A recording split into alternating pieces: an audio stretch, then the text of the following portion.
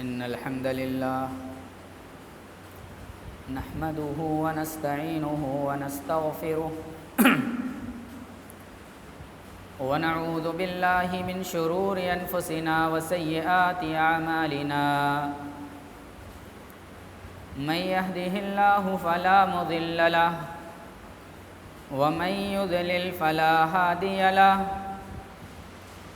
وأشهد أن لا إله إلا الله وحده لا شريك له وأشهد أن محمدًا عبده ورسوله يا أيها الذين آمنوا اتقوا الله حق تقاته ولا تموتن إلا وأنتم مسلمون يا أيها الناس اتقوا ربكم الذي خلقكم من نفس واحدة وخلق منها زوجها وبث منهما رجالا كثيرا ونساء واتقوا الله الذي تساءلون به والأرحام إن الله كان عليكم رقيبا يا أيها الذين آمنوا اتقوا الله وقولوا قولا سديدا يصلح لكم أعمالكم ويغفر لكم ذنوبكم ومن يطع الله ورسوله فقد فاز فوزا عظيما أما بعد فإن خير الحديث كتاب الله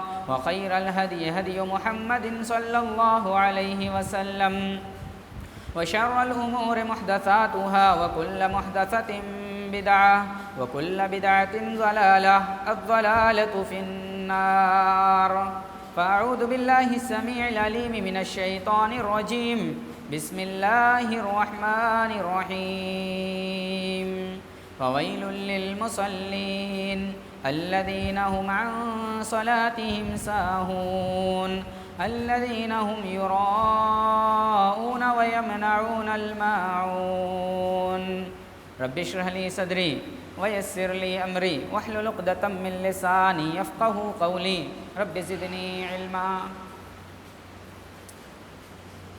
حضرات علماء اکرام، معزز سامعین، دینی و ملی بھائیوں، مستقبل کے نونہالوں، بزرگوں، پردہ نشین ماؤں اور بہنوں، بڑا اچھا موقع ہے کہ ہم سب اللہ کے گھر میں بیٹھ کر کے اللہ اور اس کے رسول کی باتیں سن رہے ہیں. یہ موقع ہر ایک کو نصیب نہیں ہوتا، بلکہ اللہ رب العالمین یہ موقع اپنے چند برگزیدہ بندوں کو عطا فرماتا ہے. سامعین کرام، ایک لفظ ہوتا ہے ریا اور ایک ہوتا ہے سمعہ. آپ نے سنا ہوگا ریا ریا ریا لوگ بولتے ہیں، ریاکاری، دکھاوا، اور اسی کے ساتھ ایک ہوتا ہے سمعہ. ہم اسی دونوں نقطے پر ہی بحث کریں گے. ریا اور سمعہ ہوتا کیا ہے، ریا کے عواقب اور انجام ہوتے کیا ہیں، ان دونوں مذموم چیزوں سے کیسے بچا جائے. ریا، آئیے سب سے پہلے ہم آپ کو بتائیں کہ ریا ہوتا ہے کیا.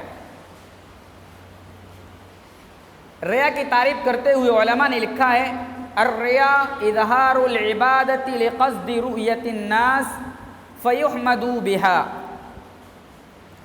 کہ عبادت کرنا اس مقصد سے کہ لوگ دیکھیں اور اس عبادت کو دیکھ کر کے لوگ اس کی تعریف کریں. عبادت کو دیکھ کر کے عابد کی تعریف کریں، اس مقصد سے عبادت کرنا. یعنی دکھاوے کے لیے لوگوں کی تعریف مقصود ہو، لوگوں کی عزت مقصود ہو، اور لوگوں کی زبان پر اس آدمی کا چرچا ہو کہ یہ بہت متقی اور پرہیزگار ہے. سمعہ کسے کہتے ہیں؟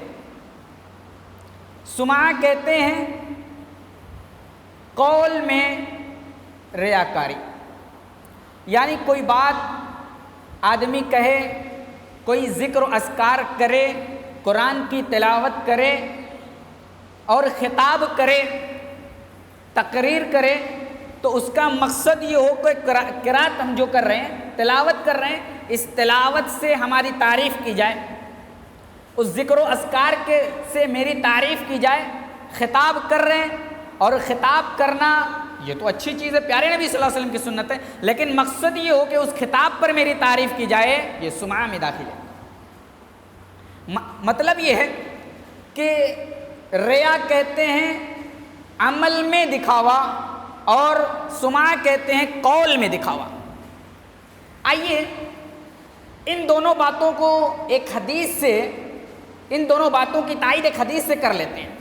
پیارے نبی صلی اللہ علیہ وسلم حجۃ الوداع کتنے ہجری میں کیا تھا؟ حجۃ الوداع اللہ کے نبی نے، کسی کو نہیں معلوم؟ 10 ہجری میں کیا تھا۔ پیارے نبی صلی اللہ علیہ وسلم نے حجۃ الوداع کیا 10 ہجری میں۔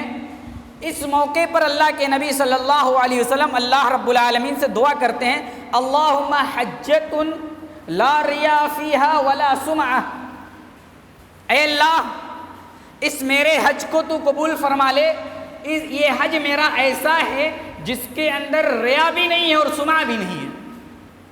معلوم ہوا ریا اور سمعہ یہ دونوں ہی مذموم چیز ہے، دونوں ہی مذموم عمل ہے۔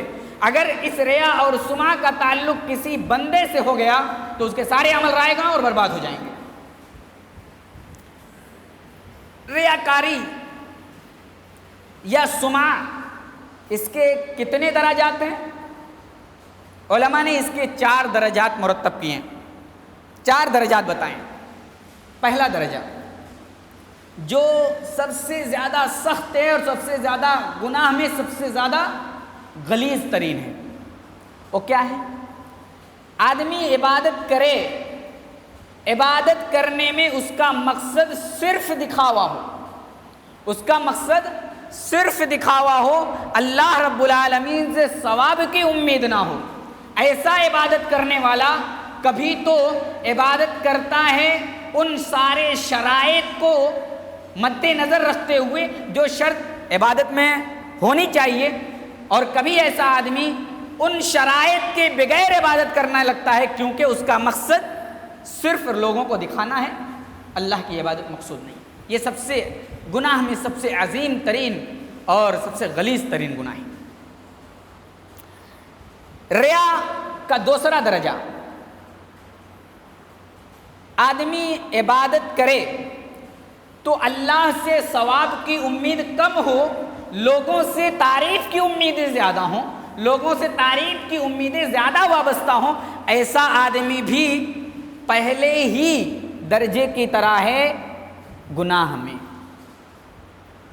تیسرا درجہ، ایک آدمی عبادت کرتا ہے، عبادت میں اللہ سے بھی اجر کی امید اور لوگوں کی تعریف بھی مقصود ہو، اور دونوں برابر ہو کہ آدھی بندوں میں بانٹ دیتا ہے، آدھی اللہ میں، اللہ آدھا ثواب دے، آدھا بندے اس کی تعریف کریں۔ اور وہ آدمی جب عبادت کرتا ہے تو اس کے ساتھ ساتھ وہ لوگوں کا دکھاوا، لوگوں کو دکھاتا بھی ہے، اور ایسا آدمی اللہ رب العالمین کے ہاں مبغوض ترین ہے، گرچہ پچھلے دونوں درجوں سے کم درجہ ہے، لیکن یہ بھی اللہ رب العالمین کی رضا حاصل نہیں کر سکتا۔ مثال کے طور پر میں عبادت کرتا ہوں اللہ کی، اللہ سے ثواب کی امید رکھتا ہوں جتنا، اتنا ہی دوسروں سے تعریف کی امید رکھوں، اور جب لوگوں کی تعریف ملے گی تبھی اللہ کی عبادت کریں گے، یعنی جب لوگ موجود ہوں تبھی ہم اللہ کی عبادت کریں گے، تو یہ مبغوض ہے۔ اور چوتھا طریقہ، چوتھا درجہ یہ ہے کہ ایک آدمی اللہ کی عبادت بھی کرتا ہے، لوگوں کو دکھاتا بھی ہے، لیکن لوگوں کو دکھاتا تو ہے لیکن جب لوگ موجود نہ ہوں تب بھی وہ اللہ کی عبادت کرتا ہے، تو ایسی صورت میں جتنا دکھاوا اس کے اندر ہے اتنا اس کو سزا ملے گی، اور جتنا اللہ سے ثواب کی امید ہے اتنی اللہ کو اس کو ثواب دے گا۔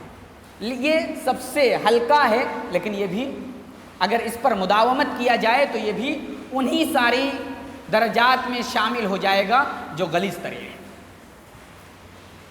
اچھا، یہ ریا آپ نے اس کی تعریف بھی سن لی، اس کی درجات بھی سن لی، اس ریا کا حکم کیا ہے؟ علامہ ابن حجر رحمۃ اللہ علیہ نے اس ریا کے حکم کے تعلق سے کہتے ہیں یہ ریا شرک کے بعد سب سے بڑا گناہ ہے، شرک کے بعد سب سے بڑا گناہ ہے، کیونکہ نبی کریم صلی اللہ علیہ وسلم نے ابن ماجہ کی حدیث میں اسے شرک خفی قرار دیا ہے، اور شرک خفی بڑھتے بڑھتے شرک اصغر یا اکبر تک پہنچ جاتا ہے۔ تو میرے بھائیوں، علامہ مغنی رحمۃ اللہ علیہ اپنی کتاب میں اس ریا کے تعلق سے کہتے ہیں یہ ریا اللہ رب العالمین کے ساتھ استہزاء کرنا ہے، اللہ رب العالمین کے ساتھ استہزاء اور مذاق ہے۔ ایک آدمی اللہ کی عبادت کر رہا ہے، ایک آدمی اللہ کو راضی کرنے والے کام کر رہا ہے، لیکن ظاہراً تو اللہ کو رضامندی والا، اللہ کو خوش کرنے والا کام کرتا ہے، لیکن باطناً دل میں کیا چھپا ہوا ہے کہ لوگ اس کی تعریف کریں، تو یہ اللہ کے ساتھ دھوکہ ہے، اللہ رب العالمین کے ساتھ استہزاء ہے، اللہ کے ساتھ مذاق ہے۔ اور دوسرا یہ کہ یہ مخلوق کے ساتھ، اللہ کے بندوں کے ساتھ بھی دھوکہ ہے۔ میں آ کر کے مسجد میں نماز پڑھتا ہوں بڑے خوشی و خضوع کے ساتھ، لیکن بندہ تو دیکھ رہا ہے، مسجد میں مصلیان تو دیکھ رہے ہیں کہ یہ بہت بڑا متقی ہے، خوشی اور خضوع کے ساتھ نماز پڑھتا ہے، لیکن ہمارے دل میں یہ ہے کہ لوگ تعریف کریں، تو یہ بھی بندوں کے ساتھ بھی دھوکہ ہے، بندوں کے ساتھ بھی دھوکہ ہے کہ بندہ اسے اللہ کا ولی اور اللہ کا بزرگ بندہ سمجھتا ہے، لیکن حقیقت حال سے وہ واقف نہیں ہے، اس لیے وہ اللہ کا بندہ سمجھتا ہے اور اللہ رب العالمین اسے رحمان شیطان کا بندہ سمجھتا ہے۔ تو میرے بھائیوں، آئیے کچھ آیات کے ذریعے سے ہم اس کی قباحت کو بیان کر دیں۔ اللہ تبارک و تعالیٰ سورہ نساء کے اندر ارشاد فرماتا ہے کہ یہ ریاکاری ایسا عمل ہے جس کے ذریعے سے انسان کے سارے اعمال برباد ہو جاتے ہیں۔ اللہ رب العالمین نے اس کی مثال دیا ہے کہ ایک پتھر ہو، اس پتھر پہ تھوڑی بہت دھول جمی ہوئی ہو، اور دھول بارش کا چھینٹا پڑے اور دھول اس پتھر سے دھل جائے، ایسے ہی ریاکاروں کا انجام ہے کہ ریاکار جو عبادت کرتے ہیں وہ عبادت ایسی ہی ہے کہ اللہ رب العالمین اس کی عبادت کو رائے گا اور برباد اسی دھول کی طرح کرے گا جس طریقے سے بارش پتھر پر پڑی ہوئی دھول کو رائے گا کر دیتی ہے۔ اللہ تبارک و تعالیٰ فرماتا ہے یا ایھا الذین آمنوا لا تبطلوا صدقاتکم بالمن والاذى کالذی ينفق مالہ رئاء الناس ولا یؤمن باللہ والیوم الآخر فمثله كمثل صفوان عليه تراب فأصابه وابل فتركه صلدا لا يقدرون على شيء مما كسبوا والله لا يهدي القوم الكافرين۔ اللہ تبارک و تعالیٰ فرماتا ہے یا ایھا الذین آمنوا لا تبطلوا صدقاتکم بالمن والاذى، اے ایمان والو اپنے صدقات و خیرات کے مال کو احسان جتلا کر کے اور ریاکاری کر کے برباد نہ کرو۔ اے ایمان والو اپنے صدقات و خیرات کو احسان جتلا کر کے، لوگوں کو تکلیف دے کر کے برباد نہ کرو۔ کالذی ينفق مالہ رئاء الناس ولا یؤمن باللہ والیوم الآخر، وہ ایسے ہی ہے جیسے لوگ اپنے مال کو لوگوں کو دکھاوے کے لیے خرچ کرتے ہیں، ولا یؤمن باللہ والیوم الآخر، اور اللہ اور اس کے رسول پر اور قیامت کے دن پر ایمان نہیں رکھتے۔ فمثلہ کمثل صفوان علیہ تراب فاصابہ وابل فترکہ صلدا، ان کی مثال ایسی ہی ہے جیسے پتھر پر دھول پڑی ہوئی ہو اور پتھر پر بارش، اس دھول پر بارش نازل ہو اور بارش سارے دھول کو بہا دے۔ لا یقدرون علی شیء مما کسبوا، وہ لوگ اپنے کیے پر کچھ بھی فائدہ نہیں اٹھا سکتے۔ معلوم ہوا کہ ہمارا عمل، ہمارا صدقہ و خیرات، ہماری عبادتیں اگر ریاکاری سے کی ہوئی ہیں تو یہ عبادت مقبول نہیں ہوگی، قبول نہیں کی جائے گی، اللہ رب العالمین اس کو ٹھکرا دے گا۔ ریاکاری کرنے والا شیطان کا دوست ہوتا ہے، شیطان کا ساتھی ہوتا ہے، شیطان کا قرین ہوتا ہے۔ الذین ينفقون اموالهم رئاء الناس ولا یؤمنون باللہ ولا بالیوم الآخر، اللہ تبارک و تعالیٰ فرماتا ہے جو خرچ کرتے ہیں اللہ کی راہ میں اور لوگوں کو دکھاوے کے لیے اللہ کی راہ میں خرچے کرتے ہیں، اور اللہ پر اور یوم آخرت پر ایمان نہیں رکھتے۔ وَمَن يَكُنِ الشَّيْطَانُ، اللہ رب العالمین کہتا ہے وہ شیطانوں کے قرین ہیں، شیطانوں کے ساتھی اور دوست ہیں، فَسَاءَ قَرِينًا، اور شیطان کتنا برا ساتھی ہے، شیطان کتنا برا قرین ہے اور دوست ہے۔ لہذا شیطان کے دوست اور قرین بننے سے اپنے آپ کو بچائیں اور اپنے عمل میں اخلاص پیدا کریں، اپنے عمل میں خلوص پیدا کریں۔ جو بھی عبادت کم اور بیش کریں وہ اللہ کے لیے کریں، اللہ کی رضا کے لیے کریں، اللہ کی خوشنودی کے لیے کریں، اور قیامت کے دن یہ سوچ کر عبادت کریں کہ اللہ رب العالمین اس عبادت کے ذریعے سے قیامت کے دن ہماری معافی فرمائے گا، ہمیں معاف کرے گا، ہمیں بخشے گا۔ تو شیطان کے قرین اور ساتھی نہ بنیں، ورنہ شیطان تو جہنم ہی میں لے جائے گا، شیطان جہنم میں لے جائے گا، اور شیطان کا ساتھی اور شیطان کا دوست جہنم میں جائے گا۔ اللہ تبارک و تعالیٰ نے قرآن مقدس میں سورہ اعراف، سورہ صاد وغیرہ کے اندر کئی جگہ اللہ رب العالمین نے شیطان کے بارے میں ذکر کیا ہے۔ شیطان نے اللہ رب العالمین سے اجازت مانگی، کہا اے اللہ مجھے مہلت دے دے، مجھے چھوٹ دے دے، میں تیرے بندے کو بہکاؤں گا، میں تیرے بندے کو گمراہ کروں گا۔ اللہ نے کہا جاؤ، چھوٹ ہے، جاؤ، تمہیں اجازت ہے، جتنا چاہے بہکاتے رہو، لیکن یہ یاد رکھنا جو میرے مخلص بندے ہیں، خالص بندے ہیں، میرے ہی بندے ہیں، وہ کبھی نہیں بہکیں گے، کبھی تیرے بہلاوے اور پھسلاوے میں نہیں آئیں۔ لہٰذا اپنے آپ کو شیطان کے قرین اور ساتھی بننے سے بچائیں۔ اچھا، یہ ریاکاری منافقوں کی بھی صفت ہے۔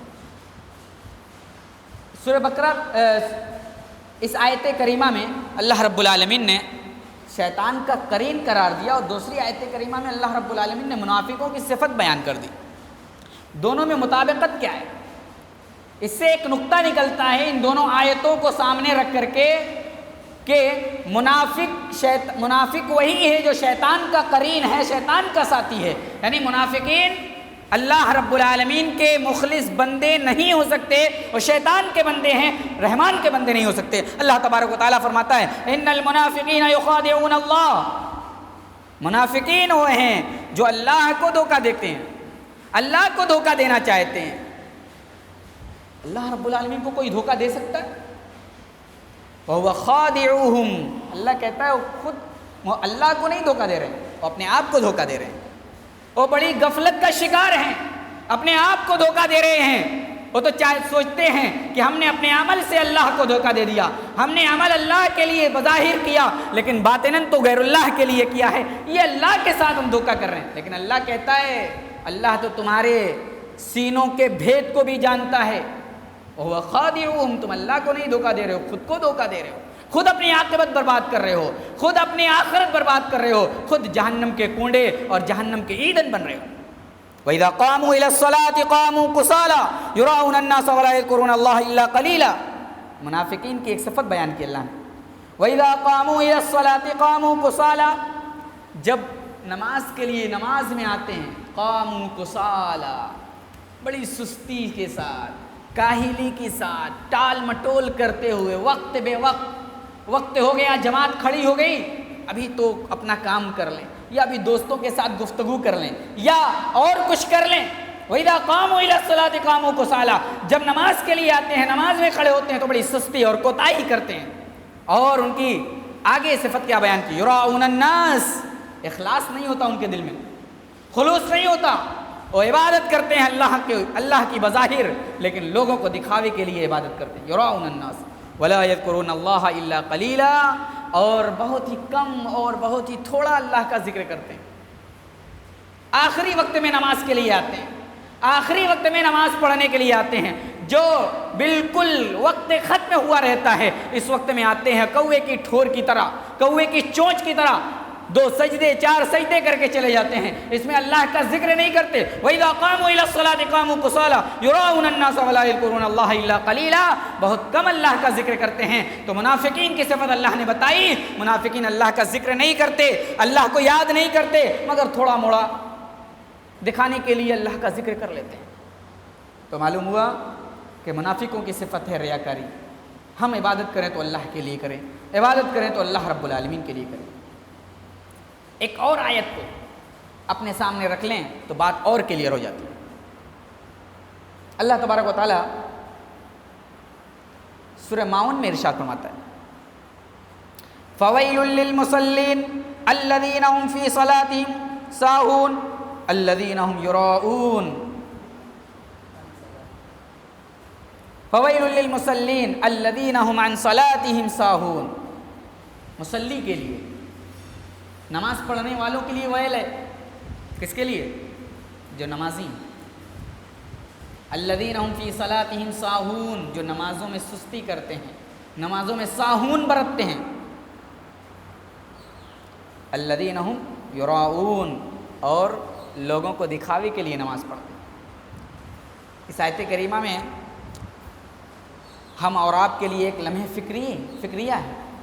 ہم اپنے آپ کو سوچیں، اس آیت کریمہ کے سامنے، اس آیت کریمہ کو سامنے رکھ کر کے اپنے آپ کو پیش کریں اس آیت کریمہ پر، اور پھر معلوم چلے گا کہ ہم کس کیٹیگری میں ہیں، کس طرف ہم جا رہے ہیں۔ فویل للمصلین، مصلیوں کے لیے ویل ہے۔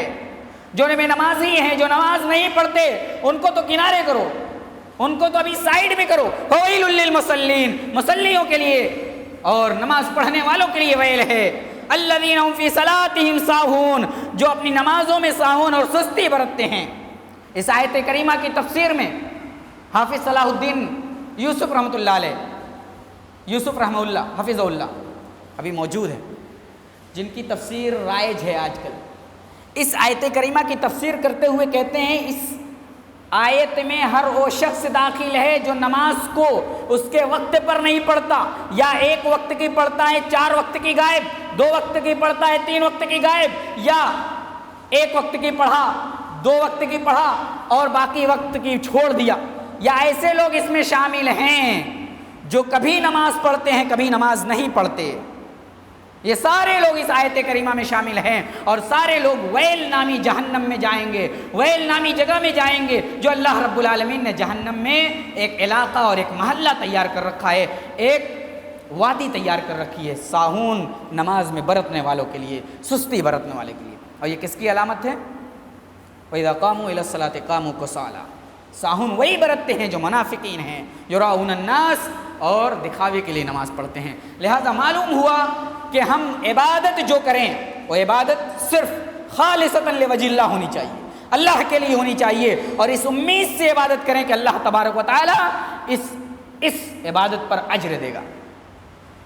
آج کل بہت سارے ایسے لوگ ہیں جو اللہ پر یقین کرنے سے زیادہ غیر اللہ پر یقین رکھتے ہیں، اور اسی کی عبادت کرتے ہیں، اسی کے ساتھ اللہ رب العالمین جیسا برتاؤ کرتے ہیں۔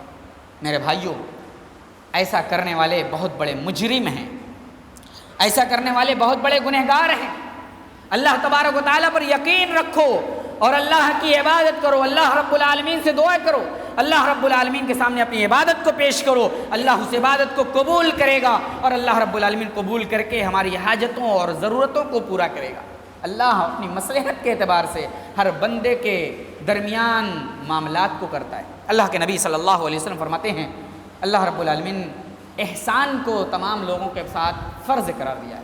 ان اللہ كتب الاحسان على كل شيء فاذا قتلتم فاحسنوا القتل واذا ذبحتم فاحسنوا الذبح وليحد احدكم شفرته وليرح ذبيحته۔ اللہ کے نبی فرماتے ہیں اللہ نے احسان کو سارے لوگوں کے ساتھ فرض قرار دیا ہے۔ احسان کا مطلب کیا ہوتا ہے؟ حسن سلوک، اچھا اخلاق۔ ابھی مولانا نے اچھے اخلاق کے تعلق سے پیارے نبی جناب محمد رسول اللہ صلی اللہ علیہ وسلم کی احادیث سنائی۔ اچھے اخلاق، حسن اخلاق، اچھا طریقہ، یعنی بہترین طریقے سے پیش آؤ ہر عمل میں۔ ان اللہ كتب الاحسان على كل شيء، احسان اللہ نے ہر چیز کے ساتھ فرض قرار دیا ہے۔ تو احسان صرف ذبیحے میں یا احسان صرف لوگوں کے ساتھ برتاؤ کرنے میں ہی نہیں، بلکہ اللہ کی عبادت میں بھی احسان ہونا چاہیے، رسول کی اتباع میں بھی احسان ہونا چاہیے، والدین کے ساتھ حسن سلوک میں بھی احسان ہونا چاہیے، جانور کے ساتھ بھی احسان ہونا چاہیے، نباتات کے بھی ساتھ احسان ہونا چاہیے، حیوانات کے ساتھ بھی احسان ہونا چاہیے، غرض دنیا کی ہر چیز جن کے ساتھ احسان لازمی ہے۔ اللہ رب العالمین کے ساتھ احسان کیا ہے؟ اللہ رب العالمین کے ساتھ احسان یہ ہے وَمَا أُمِرُوا إِلَّا لِيَعْبُدُوا اللَّهَ مُخْلِصِينَ لَهُ الدِّينَ۔ اللہ کے ساتھ احسان یہ ہے کہ اللہ کی عبادت خالص اللہ کے لیے کی جائے، اللہ کی عبادت خالص اللہ کے لیے کی جائے۔ دل عبادت کریں تو دل اللہ کی طرف لگا ہو، عبادت کریں تو جسم بھی اللہ کے تابع ہو، اللہ کے فرمان کے مطابق ہو، گویا کہ ہم اپنے اعضائے جوارے سے بھی اللہ کی عبادت کر رہے ہیں، اپنی زبان سے بھی اللہ کی عبادت کر رہے ہیں، دل بھی اللہ کے سامنے جھکا ہوا ہے، زبان حال اور زبان قال ہر طرح سے ہم اللہ کی عبادت ہی کر رہے ہیں۔ کسی طرح کی کوئی آمیزش، کسی طرح کا کوئی کسی کی شرکت کا کوئی شائبہ نہ ہو، یہ بات یاد رکھیں۔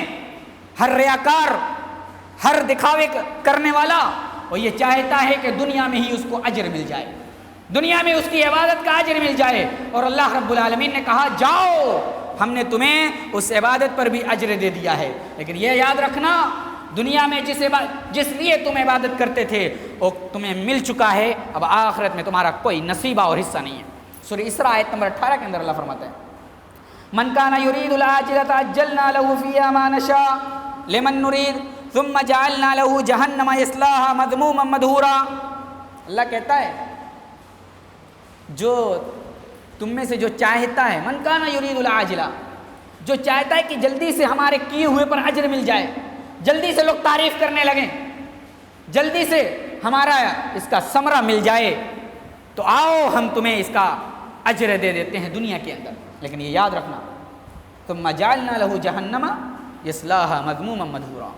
دنیا میں اجر مل گیا، ہمارے پاس آؤ گے نا، ہمارے پاس آؤ گے تو ہمارے پاس جہنم تیار ہے، جہاں دھتکار کر کے، جہاں پکڑ کر کے، جہاں مار کر کے تمہیں جہنم میں ڈالا جائے گا، دھتکار کر کے جہنم میں ڈالا جائے گا، ذلیل کر کے جہنم میں ڈالا جائے گا، رسوا کر کے جہنم میں ڈالا جائے گا۔ تو میرے بھائیوں، ریاکاری کا انجام بہت برا ہے، اور یہ بات یاد رکھو، اگر آپ نے کوئی عمل خالصتاً لوجہ اللہ کیا ہے تو اللہ کے لیے کیا ہوا عمل اللہ رب العالمین کو خوش اور راضی کرتا ہے، اور جب اللہ آپ کے عمل ہمارے عمل سے راضی ہو جائے تو پھر اللہ آسمان پر فرشتوں میں چرچا کرتا ہے، کہتا ہے فرشتوں سے اے فرشتے، اے جبریل امین، سنو میں دنیا میں فلاں آدمی سے محبت کرتا ہوں، تم بھی اس سے محبت کرو۔ فرشتے جبریل امین اس سے محبت کرنے لگتے ہیں اور آسمان میں اعلان کر دیتے ہیں، آسمان میں جبریل امین اعلان کر دیتے ہیں، کہتے ہیں اللہ فلاں سے محبت کرتا ہے، میں بھی محبت کرنے لگا ہوں، تم لوگ بھی اس سے محبت کرو۔ پوری آسمان کی برادری اس دنیا والے آدمی سے محبت کرنا شروع کر دیتی ہے، اور پھر اللہ رب العالمین لوگوں کے دلوں میں بھی اس کی محبت ڈال دیتا ہے، لوگوں کے دلوں میں بھی اس کی عزت ڈال دیتا ہے، لوگوں کے دلوں میں بھی اس کی تکریم ڈال دیتا ہے۔ آسمان والے تو اس کی تعریف کرتے ہیں، زمین والے بھی اس کی تعریف کرنا شروع کر دیتے ہیں۔ آئیے چند حدیث بھی سنا دیتا ہوں۔ حضرت ابو امامہ الباہلی رضی اللہ تعالیٰ عنہ راوی حدیث ہیں، کہتے ہیں کہ ایک شخص پیارے نبی صلی اللہ علیہ وسلم کے پاس آیا اور کہنے لگا ارأیت رجلا غزا یلتمس الاجر والذکر، اے اللہ کے نبی، ایک شخص ہے جو غزوہ کرتا ہے، اعلاء کلمت اللہ کے لیے جہاد کرتا ہے، لیکن اس کا فیکٹ یہ ہے کہ وہ اللہ سے بھی اجر چاہتا ہے اور یہ بھی چاہتا ہے کہ لوگ اس کی تعریف کریں۔ ما لہو، اے اللہ کے نبی، اس کا کچھ بنتا ہے کیا؟ اجر ہے کیا؟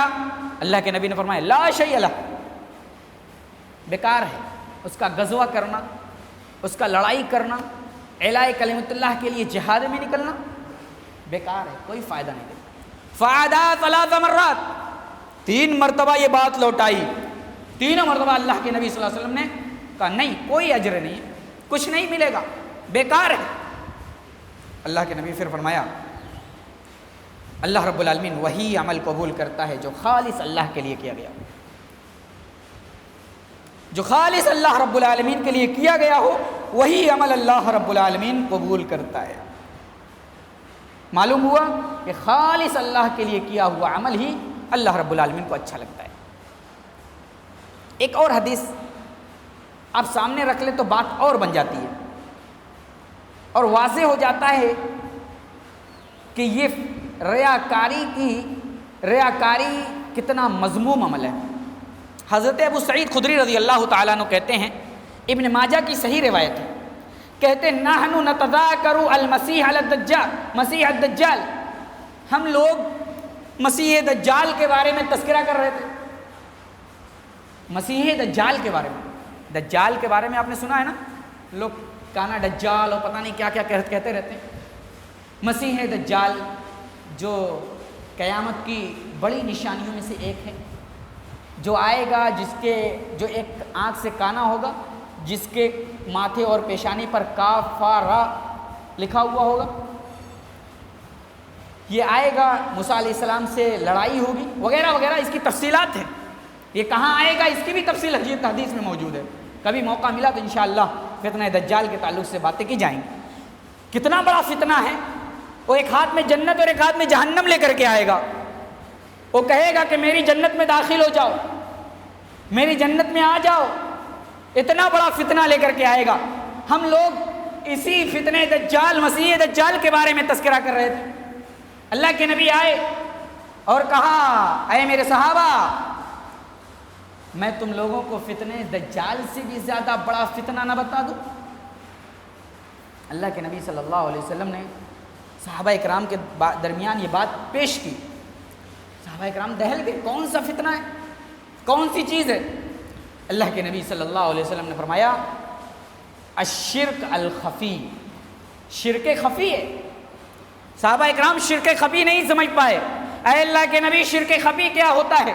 شرک خفی کے بارے میں بتا دیجئے اللہ کے نبی۔ اللہ کے نبی صلی اللہ علیہ وسلم کہتے ہیں، ایک آدمی نماز پڑھتا ہے، فَيُزَيِّنُ صَلَاتَهُ، اپنی نماز کو مزین کرتا ہے، اپنی نماز کو بڑے اچھے ڈھنگ سے پڑھتا ہے۔ کیوں؟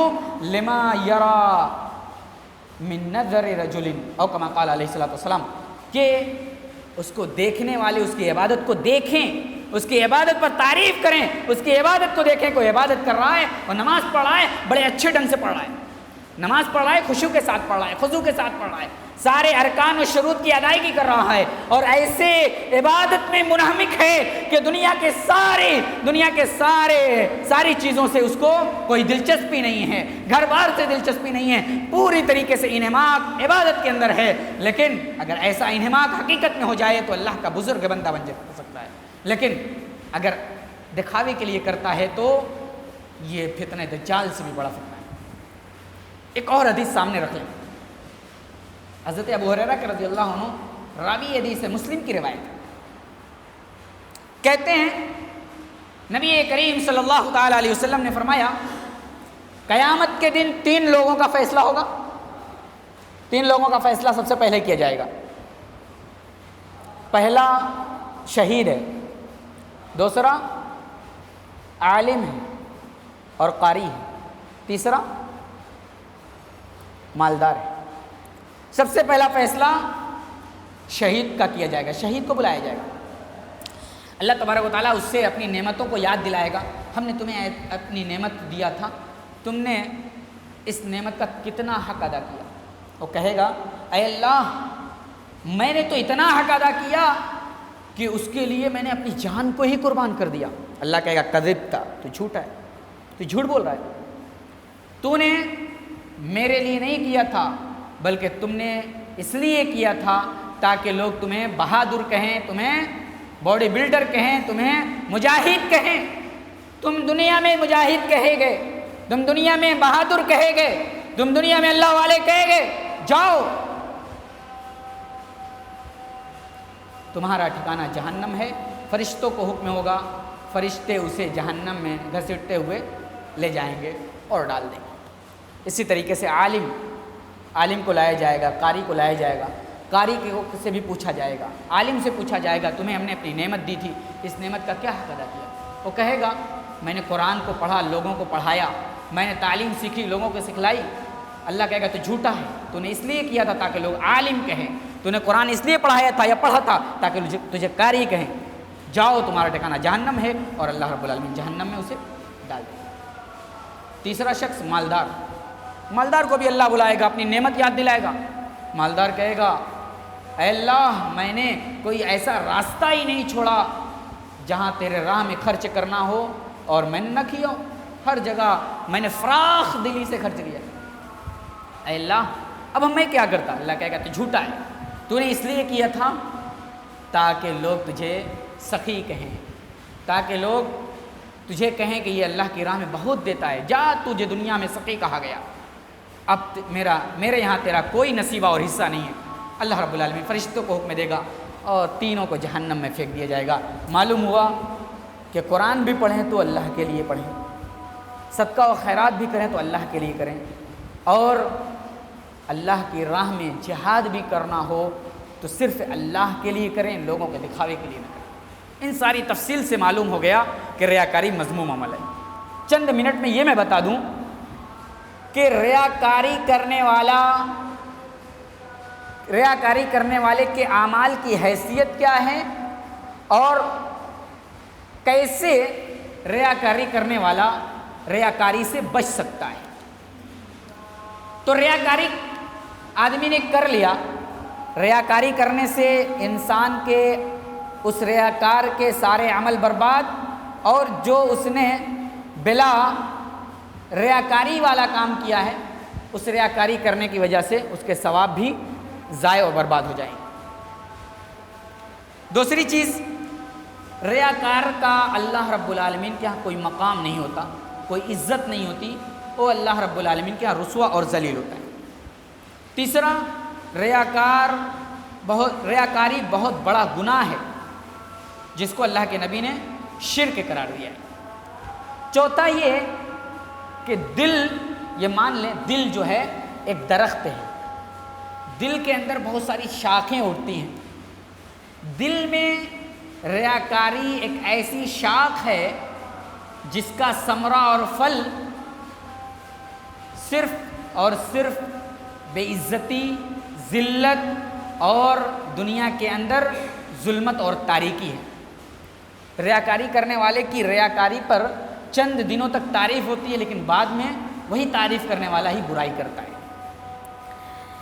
ریاکاری کرنے والے کو قیامت کے دن جب فیصلہ ہوگا تو زقوم نامی درخت اسے دیا جائے گا، اور زقوم نامی درخت کے بارے میں ایک حدیث بیان کر دیتا ہوں۔ اللہ کے نبی صلی اللہ تعالیٰ علیہ وسلم نے فرمایا زقوم کا درخت ایسا درخت ہے کہ جس کا ایک قطرہ دنیا کے اندر گر جائے تو ساری انسانیت اور انسان کی ساری معاش، ذریعہ معاش تباہ ہو جائے، ذریعہ معاش تباہ ہو جائے۔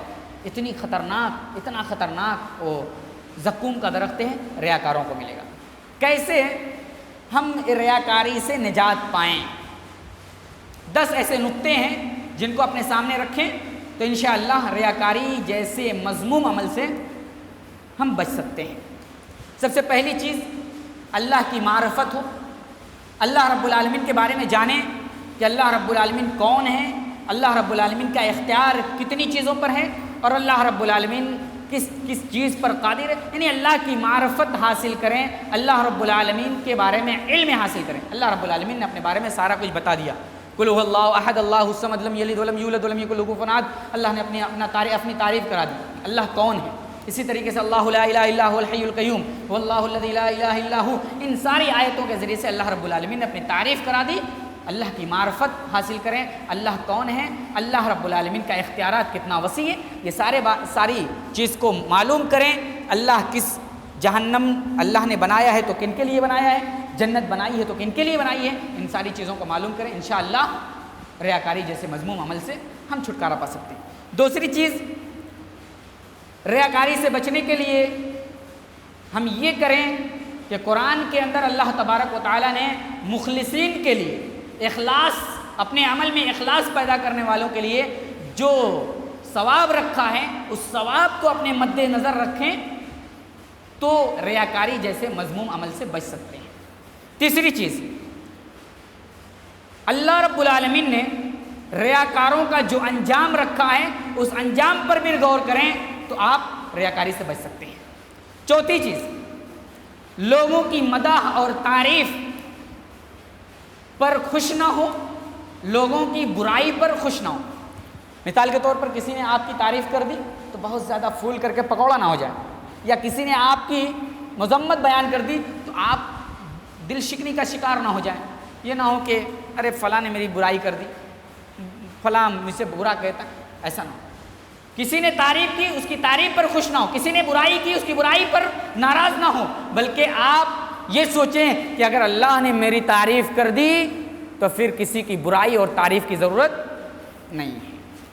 چھٹا عمل، چھٹی چیز، ہم اپنے عمل کو چھپانے کی کوشش کریں، اپنے عمل کو چھپانے کی کوشش کریں، آپ کے اندر سے ریاکاری کا جذبہ اور ریاکاری جیسی مذموم چیز ختم ہو جائے گی۔ ساتویں چیز، چھٹی چیز، موت کو خوب یاد کریں۔ موت کو یاد کریں گے تو آپ کو یاد آئے گا ریاکاری والا عمل قبر میں کام نہیں آئے گا، اخلاص والا عمل کام آئے گا، اس لیے آپ ریاکاری سے بچ جائیں گے۔ ساتویں چیز، آپ متقی لوگوں اور اخلاص سے عبادت کرنے والے لوگوں کا ساتھ اختیار کریں، متقی کی صحبت اختیار کریں، متقی کو دوست بنائیں، اس لیے کہ متقی کو دوست بنائیں گے تو وہ متقی آپ کو بھی متقی بنا دے گا، آپ کو بھی پرہیزگار بنا دے گا۔ اس کی مثال اللہ کے نبی صلی اللہ علیہ وسلم نے حدیث میں دے دی کہ متقی اور غیر متقی، ایک بگڑا ہوا اور ایک بنا ہوا انسان کی دوستی کر کے دیکھ لو، بنا ہوا ہوگا تو بنا دے گا، بگڑا ہوا ہوگا تو بگاڑ دے گا۔ آٹھویں چیز، ہم اپنے سلف صالحین کی سیرتوں کو پڑھیں، زاہد اور متقی لوگوں کی سیرت کو پڑھیں، وہ کیسے عبادت کرتے تھے، کس طریقے سے ان کی عبادت کی ہوا کرتی تھی، اسی طریقے سے اپنی عبادت کو بھی بنانے کی کوشش کریں۔ نویں چیز، ہم یہ کوشش کریں کہ اللہ رب العالمین سے دعا کر کے کہ اللہ رب العالمین تو ہمیں ریاکاری سے بچا لے، اللہ سے دعا کریں اے اللہ۔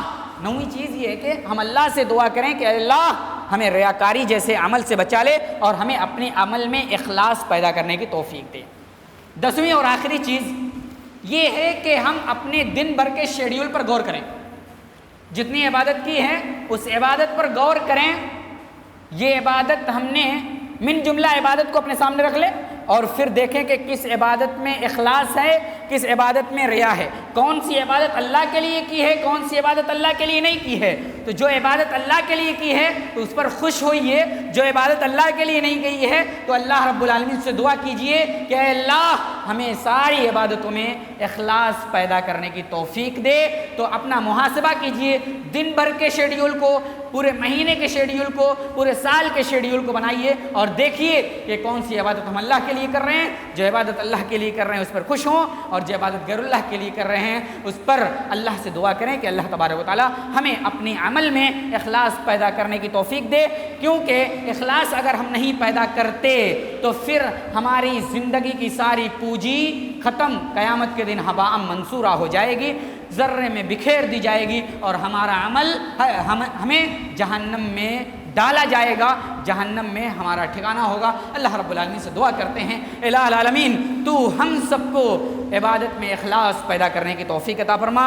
اے اللہ عبادت کو خلوص للہیت کے ساتھ کرنے کی توفیق عطا فرما۔ اے اللہ ہماری عبادتوں کے اندر اگر ریا پایا جاتا ہے، دکھاوا پایا جاتا ہے، سمعہ پایا جاتا ہے تو اے اللہ ہم تجھ سے گڑگڑا کر کے عاجزی کے ساتھ، الہوزاری کے ساتھ دعا کرتے ہیں اے اللہ ہمارے اندر سے، ہمارے دل سے ریاکاری، دکھاوا، سمعہ جیسے مذموم صفت کو نکال دے۔ اے اللہ جب تک زندہ رکھ، توحید پرست بنا کر کے زندہ رکھ، جب تک زندہ رکھ اخلاص کے ساتھ عبادت کرنے والا بنا کر کے زندہ رکھ، جب خاتمہ ہو تو کلمہ توحید لا الہ الا اللہ زبان پر ہو۔ اقول قولی ھذا واستغفر اللہ لی ولکم ولسائر المسلمین وما علینا الا البلاغ المبین۔ السلام علیکم ورحمۃ اللہ وبرکاتہ۔